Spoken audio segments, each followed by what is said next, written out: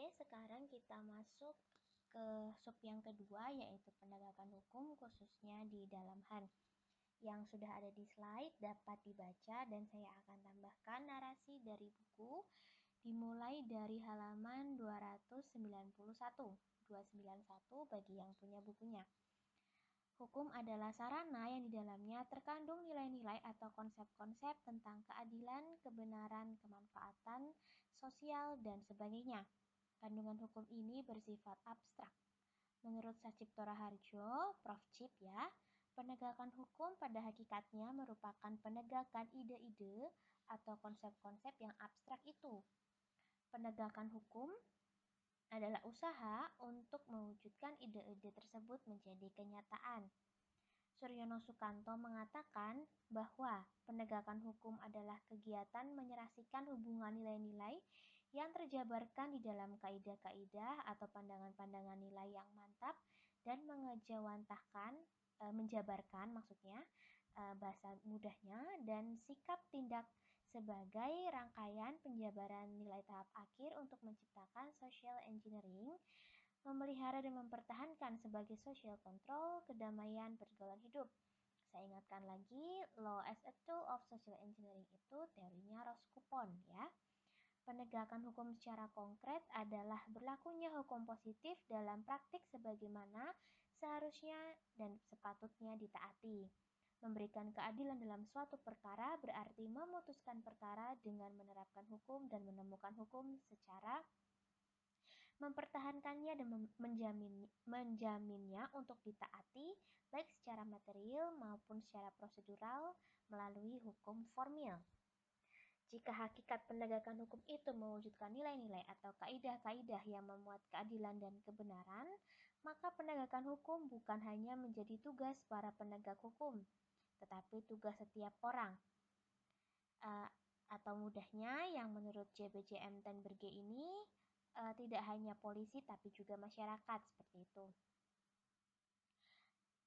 Pihak pemerintah paling bertanggung jawab dalam melakukan penegakan hukum. Walaupun demikian, penegakan hukum merupakan proses yang melibatkan banyak hal. Oleh karena itu, keberhasilan penegakan hukum dipengaruhi hal-hal tertentu.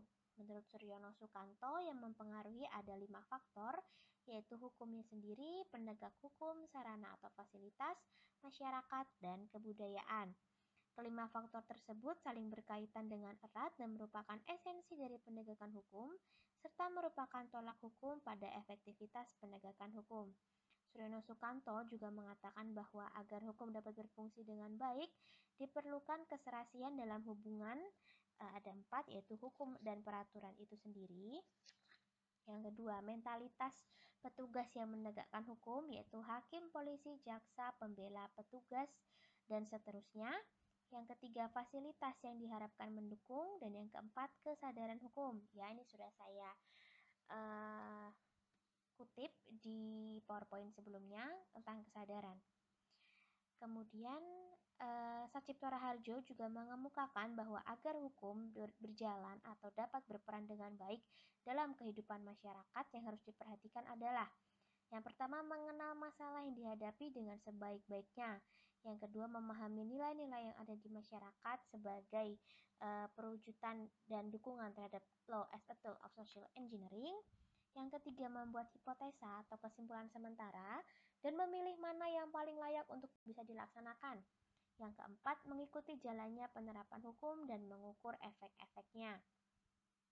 JBJM Tenberge yang sering sudah disebutkan ya di awal sampai pertengahan, aspek-aspek yang harus diperhatikan atau dipertimbangkan dalam rangka gakhum atau penegakan hukum, yaitu yang pertama, peraturan harus sedikit mungkin memberikan ruang bagi perbedaan interpretasi. Yang kedua, ketentuan perkecualian harus dibatasi seminimal mungkin. Yang ketiga, peraturan harus sebanyak mungkin diarahkan pada kenyataan objektif yang dapat ditentukan. Yang keempat, peraturan harus dapat dilaksanakan oleh mereka yang terkena peraturan itu dan mereka yang dibebani dengan tugas penegakan hukum. Bisa dilihat ya, yang ini dari Nikolai, kemudian yang Lotulung di slide sebelumnya itu juga ada di sini. Saya bacakan di sini ya, yang lo tulung karena di buku urutannya Gakum dulu baru si lo tulung ini. Paulus Lo tulung ya. Oke, saya bacakan. Ini satu paragraf agak panjang, mohon diperhatikan. Beberapa macam pengawasan dalam HAN yaitu bahwa ditinjau dari segi kedudukan dan badan atau organ yang melaksanakan kontrol itu terhadap badan atau organ yang dikontrol dapatlah dibedakan antara jenis kontrol intern dan ekstern. Intern berarti pengawasan dilakukan oleh badan yang secara organisatoris atau struktural masih termasuk dalam lingkungan pemerintah itu sendiri. Sedangkan ekstern berarti pengawasan yang dilakukan oleh organ atau lembaga yang secara organisatoris atau struktural berada di luar pemerintah. Ditinjau dari segi waktu pelaksanaannya, pengawasan atau kontrol dibedakan menjadi a priori dan a posteriori. A priori artinya pengawasan dilaksanakan sebelum dikeluarkannya keputusan, sedangkan a posteriori pengawasan itu dilaksanakan sesudah dikeluarkannya keputusan. Kontrol dapat pula ditinjau dari segi objek yang diawasi, yaitu kontrol dari segi hukum dan dari segi kemanfaatan. Dari segi hukum, untuk menilai segi-segi atau pertimbangan yang bersifat hukumnya saja atau legalitasnya, sedangkan segi kemanfaatannya itu dari perbuatan pemerintah, dimaksudkan untuk menilai benar atau tidaknya perbuatan itu dari segi pertimbangan kemanfaatannya. Lo Tulung juga mengatakan bahwa kontrol yang dilakukan oleh peradilan dalam HAN punya ciri-ciri. Yang pertama ekstern, karena dilakukan oleh badan atau lembaga di luar pemerintahan. Kedua, a posteriori, karena dilakukan sesudah terjadinya perbuatan yang dikontrol. Dan yang ketiga, merupakan kontrol dari segi hukum karena hanya menilai dari hukum saja. Dalam suatu negara hukum, pengawasan terhadap tindakan pemerintah dimaksudkan agar pemerintah dalam menjalankan pemerintahan itu sesuai dengan norma-norma hukum. Sebagai suatu upaya preventif dapat juga dimaksudkan untuk mengembalikan pada situasi sebelumnya terjadi pelanggaran norma-norma hukum, yaitu represif itu tadi ya. Yang terpenting adalah bahwa pengawasan ini diupayakan dalam rangka memberikan perlindungan hukum bagi rakyat. Pengawasan dari segi kebijakan terhadap tindakan administrasi negara dalam rangka memberikan perlindungan bagi rakyat terdiri dari upaya administratif dan peradilan administrasi. Sarana penegakan hukum itu di samping pengawasan adalah sanksi. Sanksi merupakan bagian penting dalam setiap peraturan perundang-undangan. Menurut JBJM Tenberge, sanksi merupakan inti dari penegakan HAN. Sanksi biasanya diletakkan pada akhir setiap peraturan, ya dapat dilihat tuh in cauda venenum. Kemudian menurut Philippus M. Hajon, tidak ada gunanya memasukkan kewajiban-kewajiban dan larangan-larangan bagi warga negara di dalam peraturan perundang-undangan tata usaha negara, manakala aturan-aturan tingkah laku itu tidak dapat dipaksakan oleh tata usaha negara. Salah satu instrumen untuk memaksakan tingkah laku adalah sanksi. Sanksi sering merupakan bagian yang melekat pada norma hukum. Pengenaan sanksi administrasi khususnya merupakan penerapan kewenangan pemerintahan di mana kewenangan ini berasal dari HAN, baik tertulis maupun tidak tertulis. Memberikan kewenangan kepada pemerintah untuk menetapkan norma-norma HAN tertentu, diiringi dengan memberikan kewenangan untuk menegakkan norma-norma itu melalui penerapan sanksi bagi mereka yang melanggar norma-norma HAN tersebut. Osterbrink, OOSTERN, mengatakan, sanksi administrasi adalah sanksi yang muncul dari hubungan antara pemerintah dengan warga negara dan dilaksanakan tanpa perantara pihak ketiga, yaitu tanpa perantara kekuasaan peradilan, tetapi dapat secara langsung dilaksanakan oleh administrasi itu sendiri. Ketika warga negara melalaikan kewajiban yang timbul dalam hubungan hukum administrasi, maka pihak lawan yaitu pemerintah dapat mengenakan sanksi tanpa perantara hakim.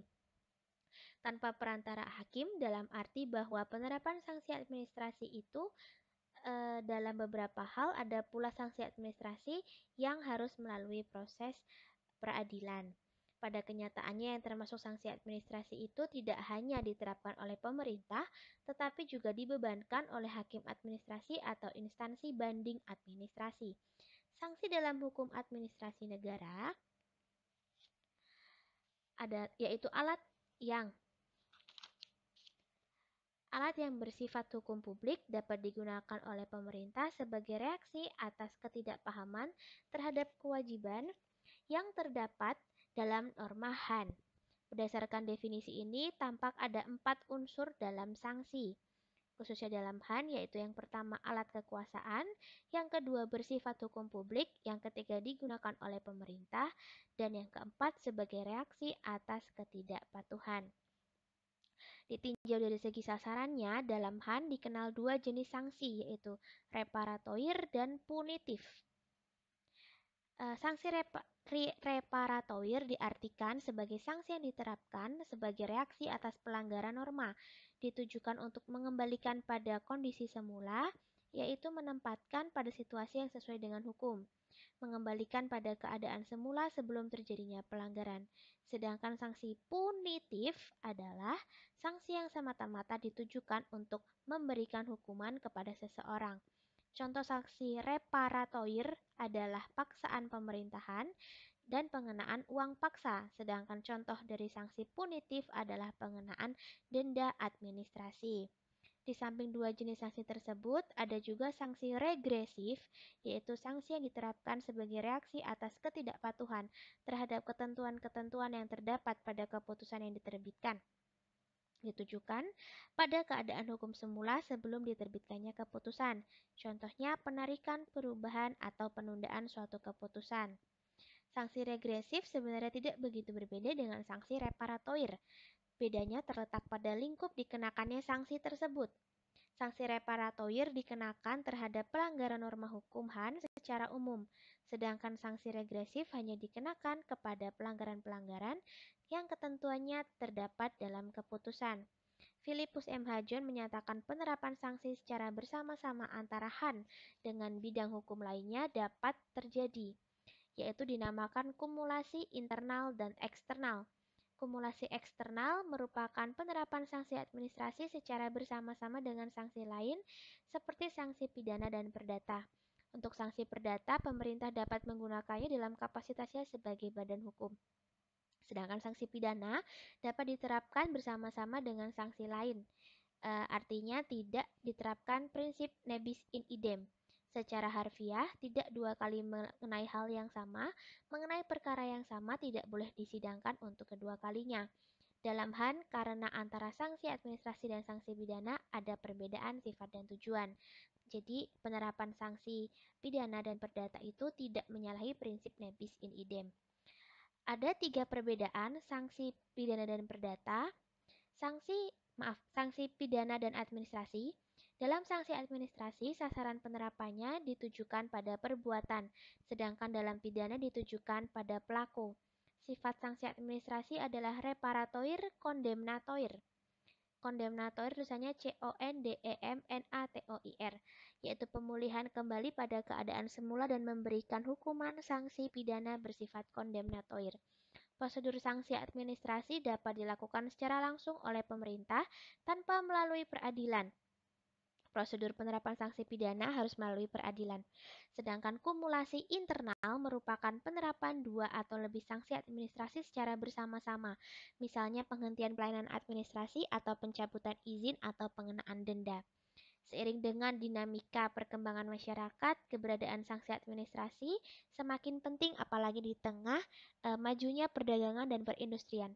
Menurut Mokhtar Kusumaatmadja dan Arif Sidarta, di dalam kehidupan masyarakat masa kini dalam segala bentuk usaha besar dan kecil bertambah permainan peran yang penting di dalam kehidupan masyarakat. Maka sanksi administratif semakin memainkan peran yang penting pula.